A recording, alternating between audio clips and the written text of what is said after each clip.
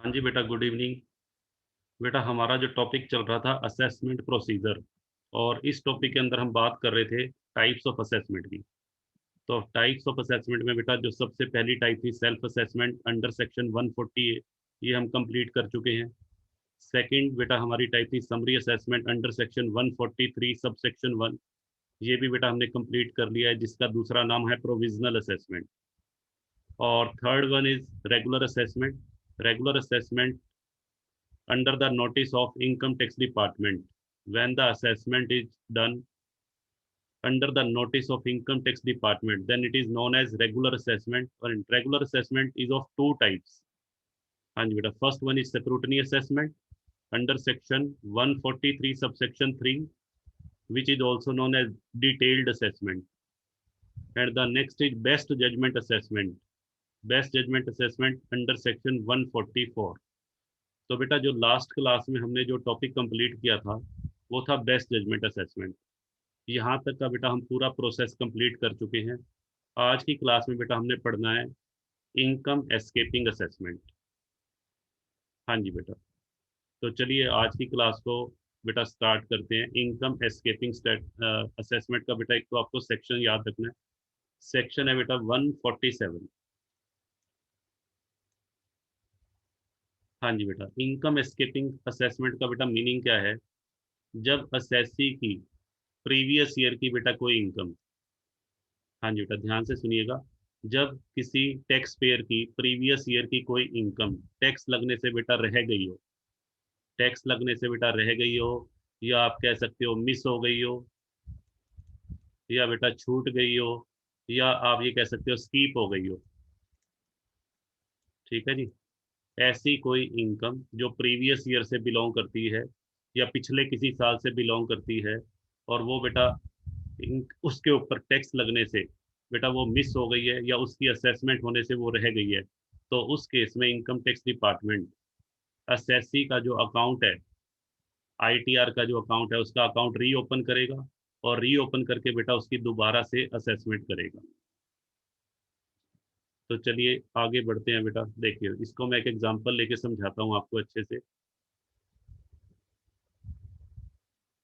हाँ जी बेटा,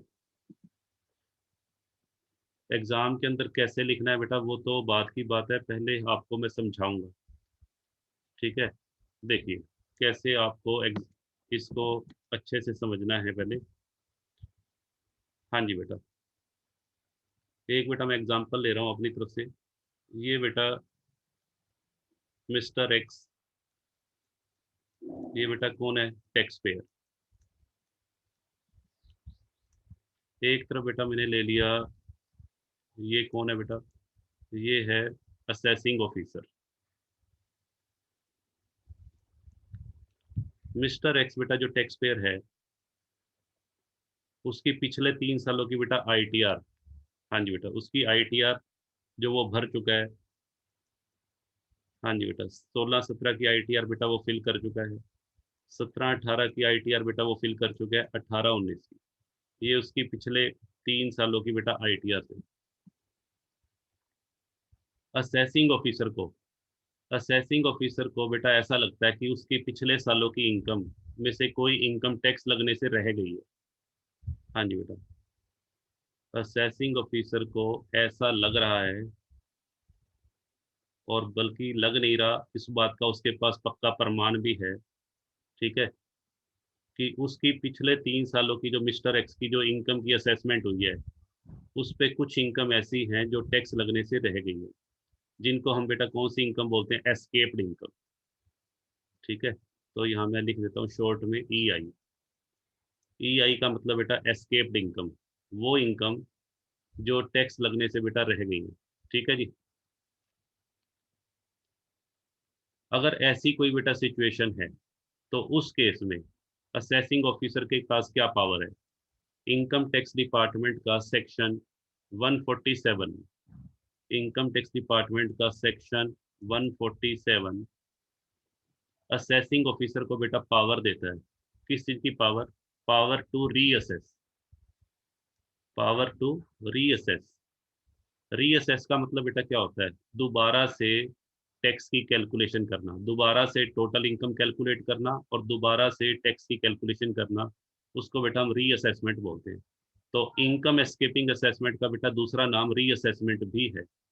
ठीक है, और ये जो पावर दी गई है, ये कौन से सेक्शन के अंडर ये पावर दी गई है? सेक्शन 147। ठीक है जी। अब सुनो बेटा ध्यान से।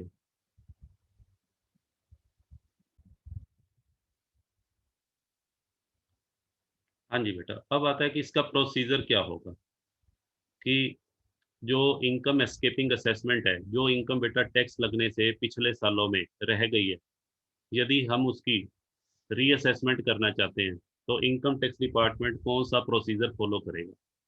उसके लिए बेटा सबसे पहले क्या होगा, जो असेसिंग ऑफिसर है, हाँ जी बेटा, असेसिंग ऑफिसर इसको नोटिस इशू करेगा। टैक्स पेयर के पास बेटा एक नोटिस भेजा जाएगा। कौन से सेक्शन के अंडर? Under section 148। हाँ जी बेटा, मैं लिख देता हूँ यहाँ पर। टैक्स पेयर के पास बेटा एक नोटिस भेजा जाएगा अंडर सेक्शन 148, और उस नोटिस के अंदर उसको बताया जाएगा कि आपकी पिछले सालों की कुछ इनकम्स टैक्स लगने से रह गई हैं, इसलिए हम उसका आपका जो अकाउंट है रीओपन करना चाहते हैं और आपकी रीअसेसमेंट करना चाहते हैं। बट यहाँ पे एक चीज ध्यान रखनी है, assessing officer under section 148 notice तब तक इश्यू नहीं कर सकता जब तक असेसिंग ऑफिसर के पास रीजन ना हो, वैलिड रीजन होना चाहिए, रीजन टू बिलीव। हाँ जी बेटा, यहाँ पे मैं लिख रहा हूँ reason to believe. Assessing officer के पास बेटा एक रीजन होना चाहिए, किस चीज का? बिलीव का। किस चीज की बिलीव का? कि वास्तव में मिस्टर एक्स की कोई इनकम टैक्स लगने से रह गई है। ठीक है जी। रीजन टू बिलीव का मतलब होता है कि उसके पास प्रॉपर क्या होना चाहिए? एविडेंस होना चाहिए। हाँ जी बेटा, प्रॉपर क्या होना चाहिए? एविडेंस।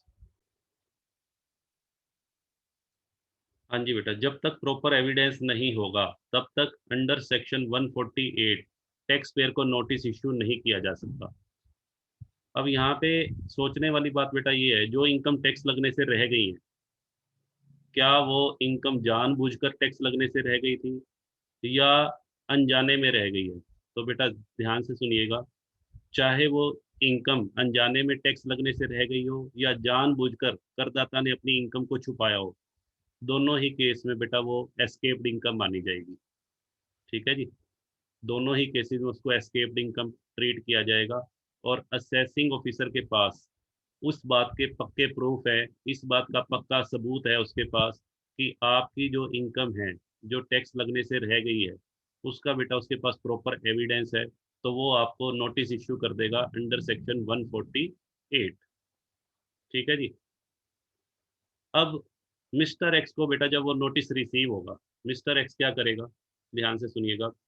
मिस्टर एक्स को नोटिस रिसीव हो गया, यहाँ बेटा मैं लिख देता हूँ रिसीविंग ऑफ नोटिस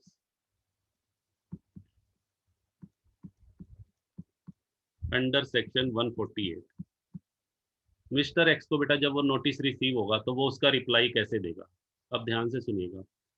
मान लीजिए आप बेटा टैक्स पेयर हो और आपके घर पे नोटिस आ जाता है, आप अपने ऊपर लेके चलो, आपके घर पे नोटिस आ गया कि आपकी ये इनकम टैक्स लगने से रह गई है। ठीक है, तो आप सबसे पहले बेटा आप क्या सोचोगे? सबसे पहले आप रीजन ढूंढोगे कि भाई मेरी इनकम एस्केप्ड इनकम का रीजन क्या है, जो इनकम मेरी टैक्स लगने से रह गई है उसका रीजन देखोगे कि नोटिस के साथ है या नहीं है।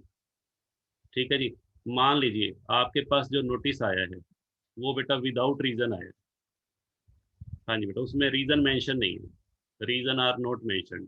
तो मैं लिख रहा हूँ रीजन मेंशन नहीं है, मींस जो नोटिस आया है वो बिना किसी कारण के आया। कारण केवल किसको पता है? कारण बेटा असेसिंग ऑफिसर को पता है, बट उसने नोटिस के अंदर मेंशन नहीं किया। और आप जानना चाहते हो, मिस्टर एक्स ये जानना चाहता है कि मेरे पास ये जो नोटिस आया ये क्यों आया, तो उसके लिए बेटा वो रिक्वेस्ट भेजेगा। किसके पास रिक्वेस्ट भेजेगा? असेसिंग ऑफिसर के पास। किस पर्पज के लिए? For the copy of reasons. Mister x कहेगा मुझे रीजन बताए जाए।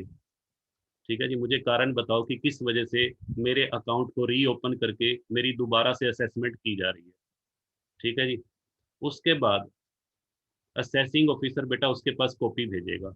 असेसिंग ऑफिसर नोटिस के साथ साथ, नोटिस तो पहले ही सर्व किया जा चुका है, नोटिस के साथ साथ फिर बेटा उसको क्या रिसीव होगा, मिस्टर एक्स को क्या रिसीव होगी, receive the copy of reason.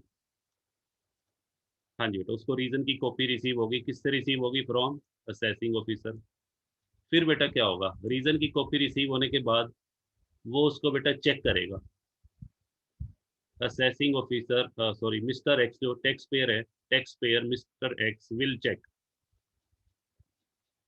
हाँ जी बेटा, मिस्टर एक्स उसको चेक करेगा कि इसके अंदर जो रीजन दिया गया वो वैलिड है या नहीं है। Taxpayer will check the reason. अब यहाँ पे बेटा दो बातें हो सकती हैं, सुनिए ध्यान से। मान लीजिए वो रीजन में जो असेसिंग ऑफिसर ने रीजन उसको दिया है उस रीजन से वो सेटिस्फाइड है। हाँ जी बेटा, मान लीजिए मिस्टर एक्स सेटिस्फाइड हो जाता है, सेटिस्फाइड विद द रीजन। या दूसरी बात ये हो सकती है कि वो रीजन से सेटिस्फाइड ना हो। दो ही बातें बेटा हो सकती है। असेसिंग ऑफिसर मेरे को जो रीजन बताएगा उस रीजन से बेटा करदाता या टैक्स पेयर संतुष्ट हो भी सकता है और नहीं भी। मान लीजिए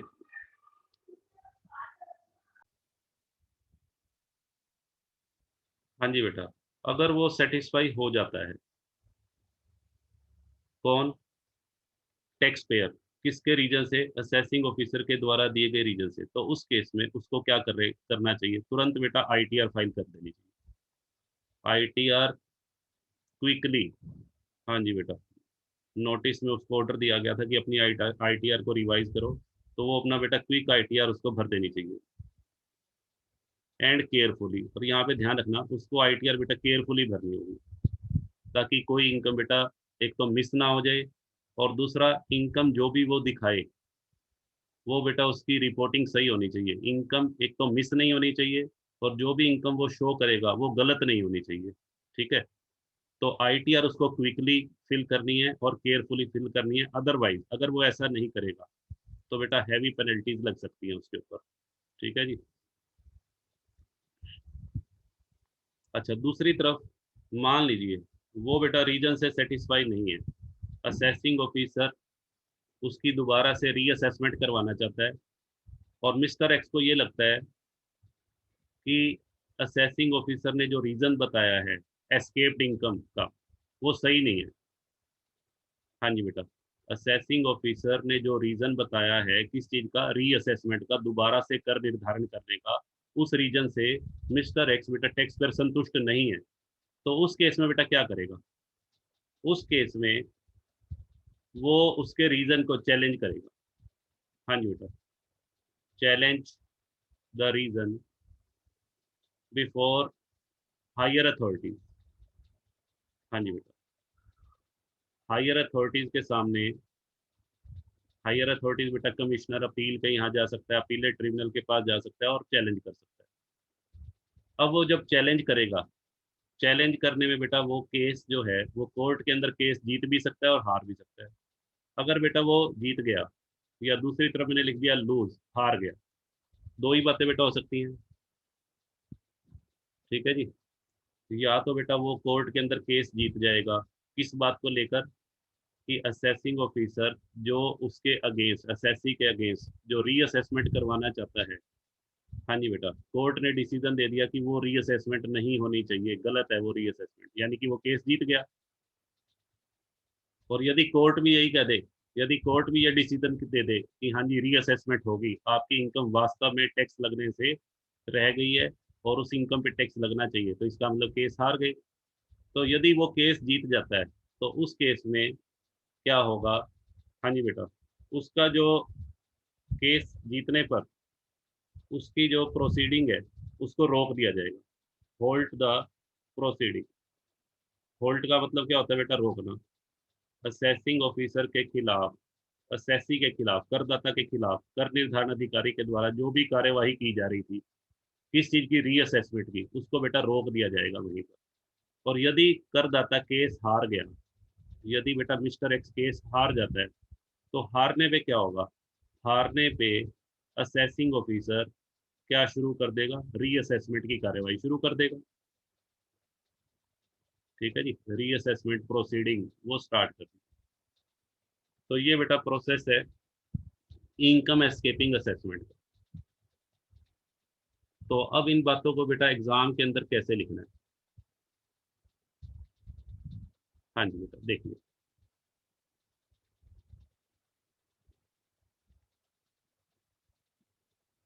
और बेटा हम फटाफट से पढ़ते चलेंगे क्योंकि अब सारी बातें हमने डिस्कस कर ली। कुछ एक बातें नहीं आएंगी, वो हम डिस्कस कर लेंगे। देखिए, इनकम एस्केपिंग असेसमेंट या बेटा इसका दूसरा नाम क्या है, रीअसेसमेंट। देखिए क्या कहते हैं इसमें।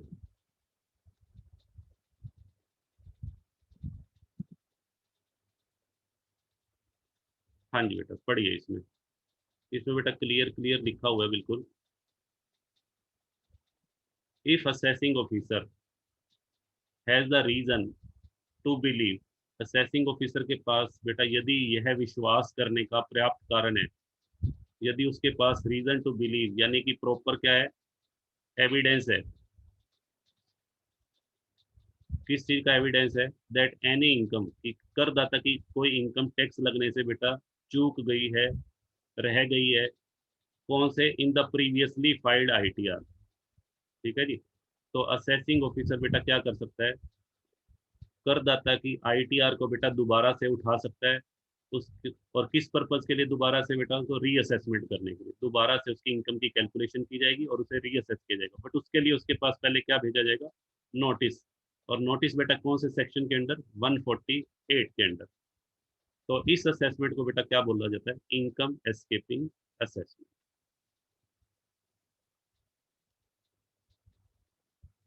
अब क्वेश्चन अराइज ये होता है कि इनकम एस्केपिंग असेसमेंट कब कब किया जाता है, ऐसे कौन से केसेस हैं जहां पर income escaping assessment income tax department के द्वारा किया जाता है। तो सबसे पहली जो सिचुएशन है, हाँ जी बेटा देखिए।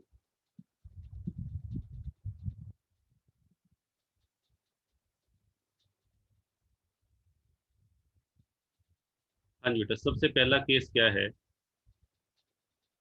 हाँ जी बेटा, जब असेसी के द्वारा, हाँ जी बेटा जब असेसी के द्वारा आईटीआर फाइल ना की गई, when no ITR has been filed by the assessee. हालांकि असेसी की जो टोटल इनकम है पूरे साल की, वो बेटा एग्जम्पशन लिमिट से ज्यादा है। यदि किसी करदाता की पूरे साल की इनकम एग्जम्पशन लिमिट से ज्यादा बनती है और उसने आईटीआर फाइल ना की हो, ठीक है बेटा, तो इसका मतलब उसकी तो सारी इनकम ही बेटा रह गई। असेसमेंट होने से उसकी सारी इनकम बेटा क्या हो गई है, स्कीप हो गई है, छूट गई है। तो उस केस में इनकम टैक्स डिपार्टमेंट क्या करेगा, ऐसे व्यक्ति के खिलाफ एस्केपिंग असेसमेंट का नोटिस निकाला जाएगा अंडर सेक्शन 148। ठीक है जी। और उसकी इनकम की असेसमेंट करके उसकी टैक्स लायबिलिटी कैलकुलेट की जाएगी। तो ये सबसे पहला केस हो गया। हाँ जी बेटा, और कौन कौन से केसेस हैं, हाँ जी बेटा सेकंड केस की हम बात करते हैं। सेकंड केस क्या है बेटा, where a return of income has been filed. जब रिटर्न ऑफ इनकम तो बेटा फाइल की गई हो, आईटीआर, रिटर्न ऑफ इनकम का मतलब बेटा आईटीआर, जब आईटीआर तो फाइल की जा चुकी है, but no assessment has been made. हाँ जी बेटा, असेसी ने तो बेटा अपना काम कर दिया, असेसी ने आईटीआर फाइल कर दी, परंतु इनकम टैक्स डिपार्टमेंट के द्वारा बेटा असेसमेंट नहीं की गई, गलती से इनकम टैक्स डिपार्टमेंट के द्वारा असेसमेंट करनी रह गई। हालांकि ये जो गलती है, हाँ जी बेटा बहुत रेयर केस में होती है, इनकम टैक्स डिपार्टमेंट इस तरह की गलती नॉर्मली उससे एक्सपेक्ट नहीं की जाती। परंतु फिर भी यदि ऐसी कोई मिस्टेक हो गई है कि करदाता ने तो आईटीआर भर दी हो और इनकम टैक्स डिपार्टमेंट के द्वारा असेसमेंट ना की गई हो, तो उस केस में भी बेटा दोबारा से उसके अकाउंट को रीओपन किया जा सकता है। ठीक है जी। इस गलती का पता अगर इनकम टैक्स डिपार्टमेंट को 2-3 साल के बाद भी पता लगता है, तो वो आपकी आपका अकाउंट रीओपन करके आपकी इनकम की असेसमेंट करेगा और आपकी टैक्स लायबिलिटी कैलकुलेट करेगा। हाँ जी बेटा, और क्या रीजन हो सकता है, तीसरा रीजन बेटा ये है, अगर असेसिंग ऑफिसर को ये लगता है कि आपने अपनी इनकम को अंडर स्टेट किया है, अंडर स्टेट का मतलब आपने अपनी इनकम को बेटा छुपाया है, कंसील किया है। ठीक है जी। यानी कि ये कह सकते हो इवेजन, आपने बेटा अपनी टैक्स की चोरी की है।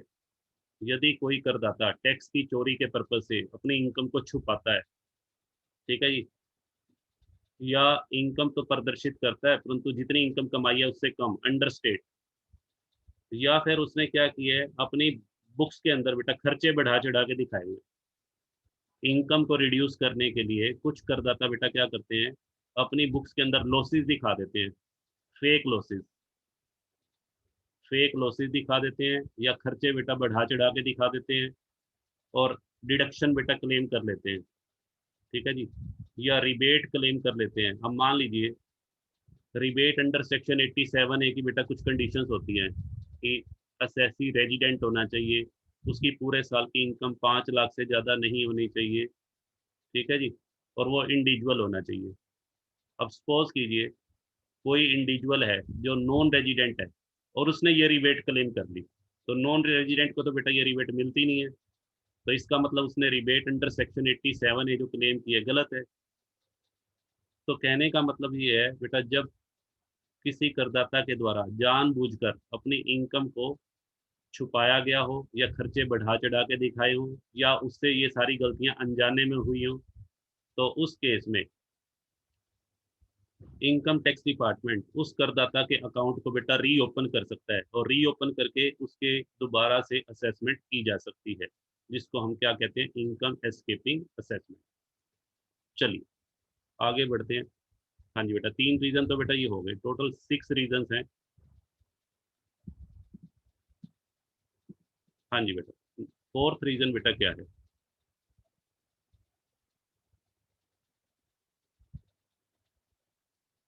हाँ जी बेटा सुनिए ध्यान से। 4th रीजन बेटा ये है, इफ द टैक्स पेयर, अगर टैक्स पेयर ने इंटरनेशनल कोई इनकम, हाँ जी बेटा सुनिए, यदि किसी करदाता ने अंतर्राष्ट्रीय साधनों से, इंटरनेशनल सोर्सेज से कोई इनकम कमाई है, तो इंटरनेशनल सोर्सेज से बेटा अगर जब भी कोई करदाता इनकम अर्न करता है तो उसको एक अंडर सेक्शन 92 ई एक रिपोर्ट सबमिट करवानी पड़ती है बाय द चार्टर्ड अकाउंटेंट। हाँ जी बेटा, एक ऐसी रिपोर्ट सबमिट करवाना जरूरी होता है उस करदाता के लिए जिसने इंटरनेशनल ट्रांजैक्शन से कोई इनकम अर्न की हो, ठीक है। तो वो रिपोर्ट अगर किसी करदाता ने बेटा सबमिट नहीं करवाई है, तो उस केस में भी उसका अकाउंट, उसकी जो आईटीआर को, उसका जो बेटा अकाउंट है दोबारा से रीओपन किया जा सकता है और दोबारा से उसकी असेसमेंट की जाएगी। तो ये बेटा 4th रीजन हो गया। हाँ जी बेटा, 5th रीजन क्या है? हाँ जी बेटा, 5th रीजन बेटा ये है,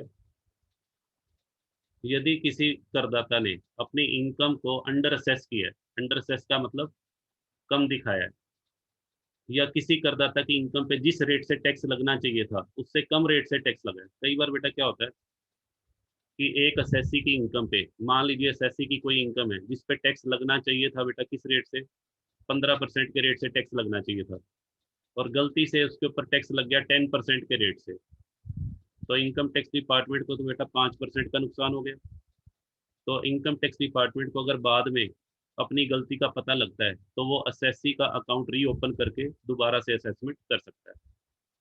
और excessive depreciation has been claimed, या कई बार बेटा ये होता है, मान लीजिए कोई बिजनेसमैन है, बिजनेसमैन की बिजनेस इनकम निकालते समय बुक्स के अंदर बेटा जो डेप्रिसिएशन जितना दिखाना चाहिए था उससे ज़्यादा दिखा दिया।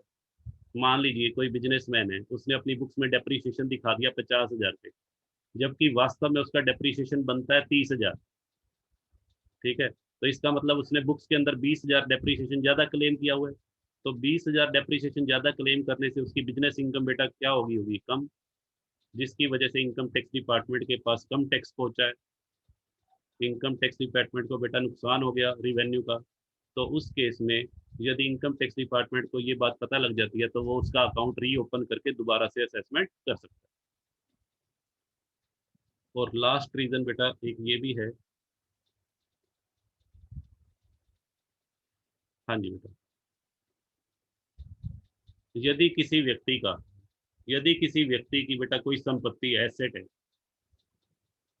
यदि कोई बेटा टैक्स पेयर है और उसकी कोई संपत्ति आउटसाइड इंडिया है और उसने आउटसाइड इंडिया जो उसकी एसेट है उससे होने वाली इनकम को बेटा उसने छुपाया है, या उसका फाइनेंशियल इंटरेस्ट है इन एन ऑर्गेनाइजेशन। हाँ जी बेटा, किसी ऑर्गेनाइजेशन के अंदर उसका फाइनेंशियल इंटरेस्ट है, मीन्स उसके पास किसी फॉरेन कंपनी के शेयर्स हैं, किसी फॉरेन कंपनी के डिबेंचर हैं या बॉन्ड्स हैं जहां पर उसने इन्वेस्टमेंट की हुई है। ठीक है, तो अगर इनकम टैक्स डिपार्टमेंट को किसी व्यक्ति की ऐसी एसेट्स के बारे में या ऐसे फाइनेंशियल इंटरेस्ट के बारे में पता लगता है, तो ऐसे करदाता के अकाउंट को, ऐसे टैक्स पेयर के अकाउंट को बेटा दोबारा से रीओपन किया जा सकता है और उसकी इनकम को दोबारा से असेस करके दोबारा से टैक्स लायबिलिटी कैलकुलेट की जा सकती है। तो ये बेटा 6 केसेस हैं। इन 6 केसेस में करदाता के अगेंस्ट इनकम एस्केपिंग असेसमेंट का नोटिस अंडर सेक्शन 148 निकाला जा सकता है। हाँ जी बेटा, आगे मूव करते हैं। अब ये आता है कि issue of notice, income escaping assessment में जो नोटिस इश्यू किया जाता है, एक तो बेटा उसका सेक्शन ध्यान रखना है 148, तो मैं बता चुका हूँ वैसे तो। नोटिस, हाँ जी बेटा, यहाँ 3 बातें बेटा ध्यान रखनी है। सबसे पहली बात जो आपको ध्यान रखनी है नोटिस के बारे में, नोटिस अंडर सेक्शन 148, इसका बेटा सेक्शन ध्यान रखना है 148। और ये नोटिस बेटा तब तक नहीं निकाला जा सकता जब तक असेसिंग ऑफिसर के पास कोई वैलिड रीजन ना हो। उसके पास बेटा स्पोर्टिंग एविडेंस होना चाहिए। स्पोर्टिंग एविडेंस जब तक नहीं होगा, assessing officer income escaping assessment का नोटिस नहीं निकाल सकता। यानी कि केवल इस, हाँ जी बेटा, इस लाइन का मीनिंग क्या है, उसके पास कोई सपोर्टिंग एविडेंस का मतलब कोई 100% प्रूफ होना चाहिए कि इस करदाता की कोई इनकम टैक्स लगने से रह गई है। Not only to suspect, not only the reason to suspect, केवल शक नहीं होना चाहिए। कई बार बेटा क्या होता है, हम सस्पेक्शन के बेस पे, हाँ जी बेटा, हम किसी के ऊपर डाउट करके, सस्पेक्ट का मतलब क्या होता है, हाँ जी बेटा, डाउट। कई बार क्या होता है, हम किसी के ऊपर डाउट करके उसको कह देते हैं कि आपकी इनकम को, आपकी इनकम टैक्स लगने से रह गई है और हम आपको रीअसेस करेंगे। असेसिंग ऑफिसर को बेटा केवल शक नहीं होना चाहिए करदाता के ऊपर, बल्कि पूरा 100% प्रूफ होना चाहिए उसके पास सपोर्टिंग एविडेंस के रूप में, रीजन होना चाहिए कि वास्तव में इस करदाता की इनकम टैक्स लगने से रह गई है। अगर वो केवल शक के बेस पे, केवल संदेह के बेस पर करदाता की रीअसेसमेंट कर रहा है, तो उस रीअसेसमेंट को बेटा इनवैलिड माना जाएगा। ध्यान रखना, इनकम एस्केपिंग असेसमेंट को तब तक वैलिड नहीं माना जा सकता, सेक्शन 148 के नोटिस को तब तक वैलिड नहीं माना जा सकता जब तक असेसिंग ऑफिसर के पास कोई सपोर्टिंग एविडेंस नहीं होगा। ठीक है जी, तो सबसे पहली बात तो बेटा ये होगी। दूसरी बात, असेसिंग ऑफिसर को बेटा अपने रीजंस को रिकॉर्ड भी करना पड़ेगा। जो भी उसको रीजन लग रहे हैं इनकम एस्केपिंग असेसमेंट के, वो रीजंस बेटा उसको रिकॉर्ड करने पड़ेंगे लिखित में। ठीक है जी, और वो नोटिस के साथ बेटा भेजने भी पड़ेंगे। ठीक है जी, जब वो नोटिस भेजा जाएगा अंडर सेक्शन 148, तो उसके साथ बेटा रीजंस की कॉपी भी जाएगी, ताकि करदाता को भी पता लग सके कि मेरी आईटीआर की दोबारा से असेसमेंट क्यों की जा रही है, मेरी टैक्स लायबिलिटी की कैलकुलेशन दोबारा से क्यों की जा रही है, उसका पता उसको भी लगना चाहिए ना, टैक्स पेयर को। तो उसके लिए नोटिस तो भेजा ही जाएगा, और नोटिस के साथ साथ बेटा सपोर्टिंग एविडेंस के जो रीजंस हैं वो रीजंस भी भेजे जाएंगे। अब यहाँ पे बेटा एक चीज और है, मान लीजिए कोई असेसी है, कोई टैक्स पेयर है, उसकी 16-17 की भी कोई इनकम रह गई, 17-18 की भी बेटा कोई इनकम टैक्स लगने से रह गई, 18-19। यदि किसी करदाता की इनकम जो टैक्स लगने से रह गई है वो कई सालों की है, 3 सालों की है बेटा, मान लेते हैं किसी करदाता की इनकम टैक्स लगने से रह गई कितने सालों की, 3 साल। तो सेक्शन 148 के अंडर बेटा जो नोटिस भेजे जाएंगे वो भी नोटिस भी 3 होंगे, सेपरेट नोटिस भेजे जाएंगे 3। एक कौन से ईयर के लिए होगा, एक उस ईयर के लिए होगा 2016-17 की जो इनकम टैक्स लगने से रह गई है। एक नोटिस बेटा 17-18 की इनकम से रिलेटेड हो गया जो टैक्स टैक्स लगने से रह गई है, एक 18-19 से, तो 3 नोटिस बेटा भेजे जाएंगे। कहने का मतलब जितने भी सालों की इनकम टैक्स लगने से बेटा स्कीप हो गई है, रह गई है, तो उतने notice under section 148 income tax department issue करेगा। हाँ जी बेटा, अब ये आता है कि जो नोटिस जो भेजा जाता है अंडर सेक्शन 148 उसकी टाइम लिमिट क्या है। हाँ जी बेटा, सेक्शन 148 के अंडर नोटिस भेजने की बेटा टाइम लिमिट है। देखिए बेटा, टाइम लिमिट को लेके बेटा तीन बातें। सबसे पहली बात, आपको ये देखना है, इनकम टैक्स डिपार्टमेंट ये देखेगा कि जो इनकम टैक्स लगने से रह गई है उसका अमाउंट कितना है।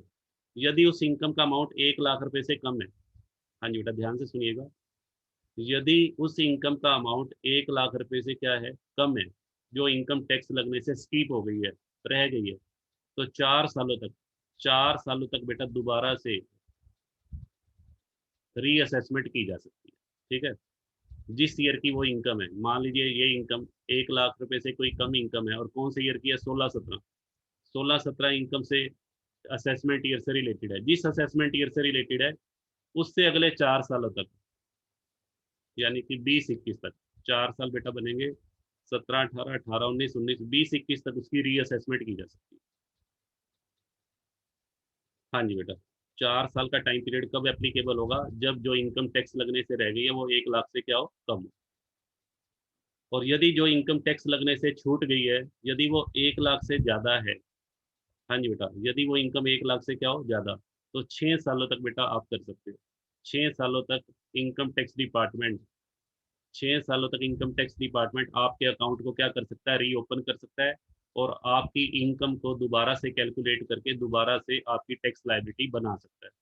ठीक है जी, ये बेटा फर्स्ट केस हो गया, ये हो गया सेकंड। और तीसरा बेटा क्या है, यदि किसी व्यक्ति की जो इनकम टैक्स लगने से रह गई है, यदि वो किससे संबंधित है, किसी ऐसी संपत्ति से संबंधित है जो फॉरेन कंट्री में, आउटसाइड इंडिया है।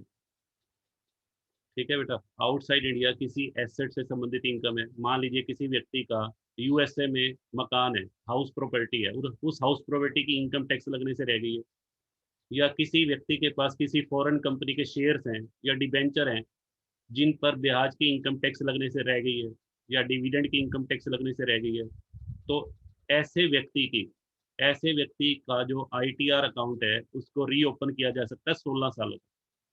16 सालों तक बेटा इनकम टैक्स डिपार्टमेंट के पास पावर है कि वो आपका अकाउंट रीओपन करके दोबारा से आपकी इनकम कैलकुलेट करके दोबारा से आपकी टैक्स लायबिलिटी बना।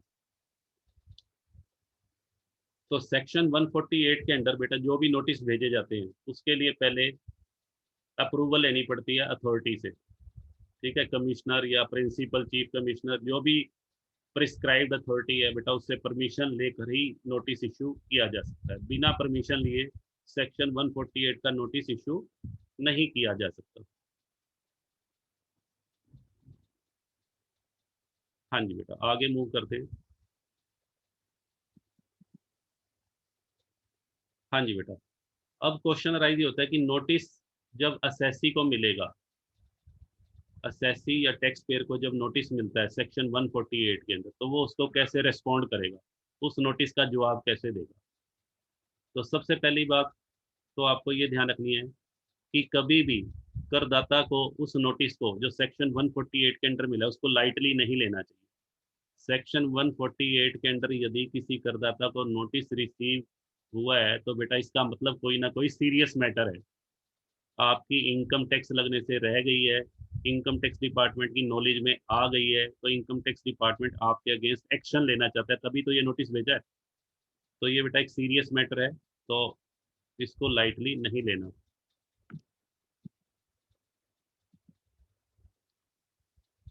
हाँ जी बेटा, तो ये सारे स्टेप्स मैंने बता दिए थे। टैक्स पेयर को क्या करना होगा, टैक्स पेयर बेटा सबसे पहले नोटिस रिसीव करेगा, नोटिस को चेक करेगा, और नोटिस के साथ ये देखेगा कि असेसिंग ऑफिसर ने रीजंस भेजे हैं या नहीं। ठीक है जी, असेसिंग ऑफिसर ने जो रीजन रिकॉर्ड किए थे जिसके बेस पे वो नोटिस उसने निकाला है, वो उस नोटिस में दिए गए हैं या नहीं। हाँ जी बेटा, अगर रीजन दिए हुए हैं तो उनको चेक करेगा, अगर नहीं दिए हुए तो बेटा रीजन की वो क्या करेगा, डिमांड करेगा। देखिए, हाँ जी बेटा, if the notice does not include the reason, अगर नोटिस के अंदर रीजन नहीं है तो उस केस में टैक्स पेयर असेसिंग ऑफिसर के पास रिक्वेस्ट भेजेगा कि मेरे पास एक कॉपी भेजी जाए जिसके बेस पर मेरी रीअसेसमेंट की जा रही है। फिर बेटा क्या होगा, टैक्स पेयर यदि उन रीजन से क्या हो जाता है, सेटिस्फाई हो जाता है, तो उसको तुरंत आईटीआर भर देनी चाहिए और अपनी जितनी भी इनकम्स हैं वो उसको शो कर देनी चाहिए केयरफुली। और यदि कोई खर्चा है तो वो भी उसे दिखाना चाहिए। यदि वो बेटा केयरफुली, यदि वो अपनी इनकम को गलत रिपोर्ट करेगा, मिस रिपोर्टिंग करेगा या छुपाएगा, तो उस केस में हैवी पेनल्टीज लग सकती हैं। और यदि बेटा ऐसा भी हो सकता है कि वो सेटिस्फाइड ना हो, तो यदि टैक्स पेयर असेसिंग ऑफिसर के द्वारा भेजे गए रीजन्स की कॉपी से सेटिस्फाइड नहीं है, तो उस केस में बेटा क्या होगा, करदाता उसको चैलेंज करेगा हायर अथॉरिटीज के पास। अब हायर अथॉरिटीज के पास चैलेंज होगा और यदि वो केस जीत जाता है, यदि करदाता या टैक्स पेयर केस जीत जाता है, तो उस केस में जो कोर्ट है वो रीअसेसमेंट की जो प्रोसीडिंग है, दोबारा से जो कर निर्धारण की प्रोसीडिंग है उसको वहीं रोक देगा। ठीक है, होल्ड का मतलब क्या होता है, होल्ड का मतलब बेटा होता है रोकना, स्टॉप भी लिख सकते हो। और यदि केस बेटा हार जाता है, यदि कोर्ट के द्वारा दिया गया डिसीजन टैक्स पेयर के करदाता के फेवर में नहीं जाता, तो उस केस में असेसिंग ऑफिसर बेटा क्या करेगा, असेसिंग ऑफिसर रीअसेसमेंट कर देगा। रीअसेसमेंट का मतलब दोबारा से करदाता की इनकम कैलकुलेट करेगा और उसकी टैक्स लायबिलिटी कैलकुलेट। तो ये बेटा स्टार्टिंग में ही मैंने सब समझा दिया था आपको, ये दोबारा से इसको एग्जाम में ऐसे लिखना है। या फ्लो चार्ट भी बेटा बना सकते हो, जिस तरीके से मैंने फ्लो चार्ट बना के समझाया था, आप फ्लो चार्ट बेटा एग्जाम में बना देना देना तो भी आपको फुल मार्क्स मिल जाएंगे। और वही ज़्यादा बेटर रहता है बेटा फ्लो चार्ट, क्योंकि एग्जाम के अंदर एग्जामिनर के पास इतना टाइम नहीं होता कि वो आपकी थ्योरी को डीपली पढ़ेगा।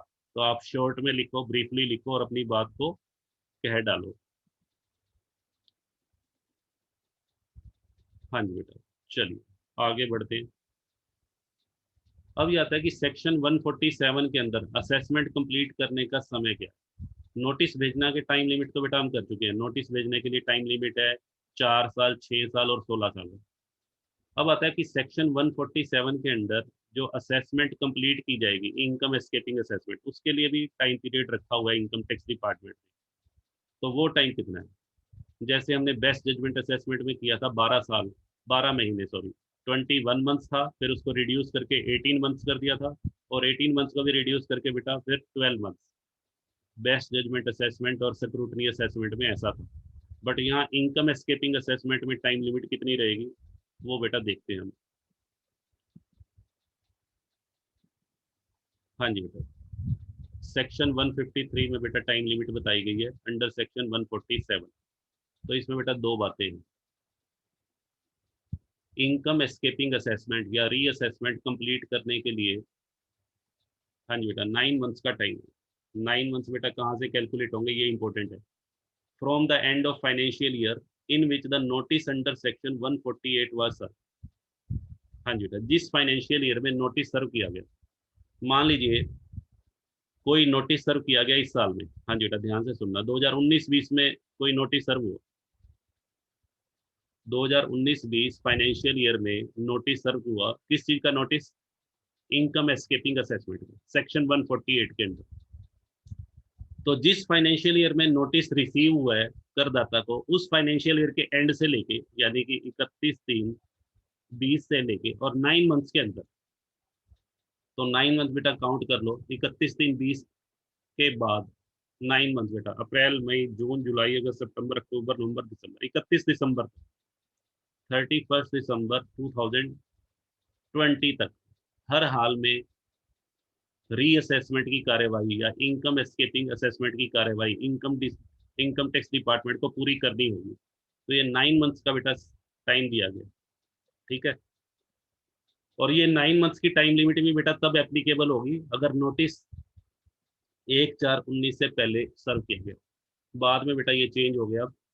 अब बेटा क्या है लेटेस्ट, पहले ये 9 मंथ्स का टाइम था, अब बेटा इसको रिड्यूस कर दिया गया, सॉरी इंक्रीज कर दिया गया, इंक्रीज अब बेटा हो गया 12 मंथ्स। अब 12 महीने के अंदर कंप्लीट करनी होगी। यदि नोटिस कब रिसीव हुआ है? 1/4/19 के बाद। हाँ जी बेटा, यहाँ पे नोटिस 2019-20 था ना, 19-20 है, तो बेटा यहाँ पे नोटिस अगर इस साल में आया है तो वो तो हो गया 1/4/19 के बाद हो गया। तो यहाँ पे बेटा 31/12/20 नहीं आएगा फिर। ये तो पहले वाला रूल था पुराना, 31/12/20 नहीं आएगा। 31/12/20 तो बेटा तब था जब 1/4/19 से पहले नोटिस सर्व हुआ हो। 1/4/19 जैसे मान लीजिए, हाँ जी बेटा दोबारा से सुनिए, मान लीजिए आपका प्रीवियस ईयर फाइनेंशियल ईयर ये है जिसमें नोटिस आया 17-18, आपका जो नोटिस सेक्शन 148 का नोटिस है वो इस साल में आया। इसको बेटा मैं काट रहा हूँ एक बार, दोबारा से इसको लेंगे। मान लीजिए सेक्शन 148 का जो नोटिस है वो 17-18 में आपको रिसीव हुआ है। तो जिस फाइनेंशियल ईयर में नोटिस रिसीव हुआ है उसकी लास्ट डेट बेटा पहले लिख लो, 31/3/18। इसके 9 मंथ्स के अंदर, यहाँ पे 9 मंथ्स का टाइम, यानी कि 31/12/18 तक बेटा बनेगा। और मान लीजिए कोई नोटिस कौन से ईयर में रिसीव हुआ है? 1/4/19 के बाद। 1/4/19 के बाद हम ले लेते हैं बेटा 19-20। मान लीजिए इस साल में कोई नोटिस रिसीव हुआ है, सेक्शन 148 का नोटिस 19-20 में रिसीव हुआ है, तो उस केस में इनकम टैक्स डिपार्टमेंट को असेसमेंट कितने टाइम में कंप्लीट करनी होगी?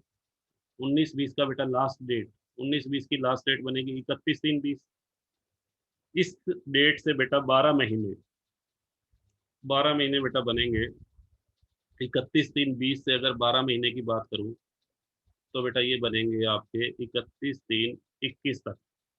इन 12 महीनों के अंदर हर हाल में रीअसेसमेंट या इनकम एस्केपिंग असेसमेंट वो इनकम टैक्स डिपार्टमेंट को कंप्लीट करनी होगी। तो ये बेटा एक टाइम लिमिट दी हुई है, ठीक है जी। एक तो बेटा नोटिस भेजने की टाइम लिमिट, दो देखिए दो टाइम लिमिट है। एक तो नोटिस भेजने की टाइम लिमिट सेक्शन 148 के अंदर, वो तो बेटा 4 साल, एक आपको बताया 6 साल और एक बताया 16 साल। और एक बेटा टाइम लिमिट किस चीज की है? इनकम टैक्स डिपार्टमेंट के द्वारा असेसमेंट को कंप्लीट करने की। तो कंप्लीट करने की बेटा टाइम लिमिट वो ये है दोनों, ठीक है। दोनों को ध्यान से समझिए। चलिए, होप सो बेटा क्लियर हो गया होगा। अब हाँ जी बेटा, इनकम एस्केपिंग असेसमेंट तो बेटा हमारा कंप्लीट हो गया। अच्छा, अभी एक नया असेसमेंट बेटा इंट्रोड्यूस किया गया है, उसके बारे में मैं बताना चाहूँगा थोड़ा सा। हाँ जी बेटा, हालांकि पेपर में ये नहीं आएगा बट फिर भी बेटा हम देख लेते हैं। एक बेटा जूरिसडिक्शन लेस असेसमेंट। जूरिसडिक्शन लेस असेसमेंट क्या होता है? ध्यान से सुनिए। हाँ जी बेटा, जूरिसडिक्शन का मतलब क्या होता है? जूरिसडिक्शन का मतलब बेटा होता है एरिया।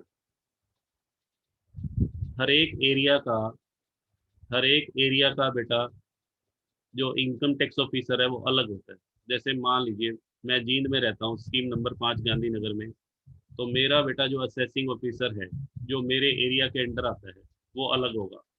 यदि कोई रोहतक में रहता है तो उसका बेटा इनकम टैक्स ऑफिसर या असेसिंग ऑफिसर उसके लिए अलग होगा। तो कहने का मतलब ये है, अभी तक क्या होता था, अभी तक जो असेसमेंट की जाती थी वो जूरिसडिक्शन वाइज की जाती, एरिया वाइज की जाती थी। बट अब इनकम टैक्स डिपार्टमेंट ने इस कंसेप्ट को खत्म कर दिया। अब जो असेसमेंट की जाएगी, देखो जूरिसडिक्शन असेसमेंट के बारे में सबसे पहली बात क्या लिखी हुई है? Not conducted by individual officer.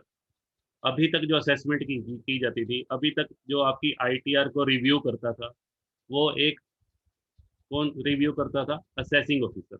But जब से बेटा ये ऑनलाइन सिस्टम आया है, ऑनलाइन सिस्टम आने के बाद अब जो आपकी आईटीआर की जो प्रोसेसिंग है वो इंडिविजुअल असेसिंग ऑफिसर के द्वारा अब नहीं की जाती। अब जो असेसमेंट की जाती है वो जूरिसडिक्शन लेस असेसमेंट है। ये पुराना मेथड था, जब एरिया वाइज असेसिंग ऑफिसर को एक एरिया दे दिया जाता था और उस एरिया के अंदर जितने भी करदाता थे सभी की आईटीआर वो चेक करता था, ठीक है। ये पुराना सिस्टम था। बट अब जो असेसमेंट का नया प्रोसीजर आ गया है जिसमें एरिया वाइज बेटा असेसमेंट नहीं की जाती, अब जो एक सिस्टम बना दिया है जिसमें एक टीम ऑफ एक्सपर्ट, हाँ जी बेटा, एक एक्सपर्ट्स की टीम है, आईटी ऑफिसर जिनको हम बोलेंगे, हाँ जी बेटा, वो असेसमेंट करते हैं मल्टीपल लेवल पे, मल्टीपल लेवल, लेवल्स बना दिए बेटा। सबसे पहला लेवल नेशनल लेवल पे एक नेशनल ई असेसमेंट सेंटर ये क्रिएट किया है। फिर बेटा रीजनल असेसमेंट सेंटर, फिर वेरिफिकेशन यूनिट, और फिर टेक्निकल यूनिट और रिव्यू यूनिट। इनके बेटा नाम लिख देना, इसको हम डिटेल में बात नहीं करेंगे। ये नया सिस्टम है जिसमें national e assessment centre, regional assessment centre, verification unit, technical unit और रिव्यू यूनिट बनाई गई है। अब प्रोसीजर क्या है कि जो नेशनल असेसमेंट सेंटर है, नेशनल असेसमेंट सेंटर के पास बेटा सारी की सारी जो आईटीआरस है वो यहाँ पर इकट्ठी होगी, और नेशनल असेसमेंट सेंटर उसको अलॉट करेगा, असाइन करेगा, किसको, रीजनल असेसमेंट को। ठीक है जी। पहले तो सारी आईटीआर किसके पास जाएंगी, नेशनल ई असेसमेंट सेंटर के पास, और रीजनल ई असेसमेंट सेंटर जो है उसको बेटा वेरीफाई करेगा। तो वो जो नेशनल असेसमेंट सेंटर है बेटा वो असाइन करेगा किसको, रीजनल को। और उसके लिए भी बेटा असाइन करने के लिए भी सूटेबल टेक्नोलॉजिकल टूल्स, कुछ एक टूल्स हैं, ठीक है, मैनुअली काम नहीं होगा, टेक्नोलॉजिकल टूल्स, आर्टिफिशियल इंटेलिजेंसी और मशीन लर्निंग, ये बेटा नए कंसेप्ट हैं। इनकी हेल्प से नेशनल असेसमेंट सेंटर असाइन करेगा आईटीआर को, किसको असाइन करेगा, रीजनल असेसमेंट सेंटर को, ताकि वो उसकी क्या करवा सके, वेरिफिकेशन करवा सके, और उसके बेस पे असेसी की टैक्स लायबिलिटी कैलकुलेट की जाएगी। इसको बेटा बोलते हैं जूरिस्डिक्शन लेस असेसमेंट।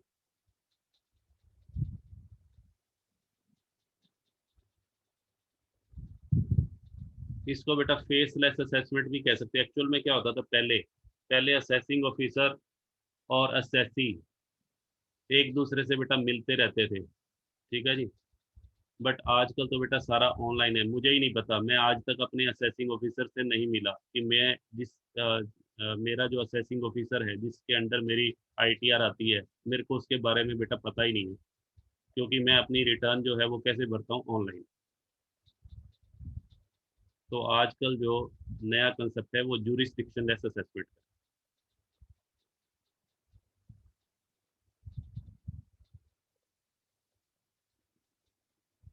हाँ जी बेटा। उसके बाद बेटा ये आपका ब्रीफ ओवरव्यू है इस पूरे चैप्टर का। तो इसको बेटा आप अच्छे से रीड कर लेना, सारी बातें मैंने बताई हुई हैं एक टेबल की हेल्प से। सेल्फ असेसमेंट, समरी असेसमेंट, ये पूरे चैप्टर की बेटा एक समरी है, इसको आप रीड कर लीजिए।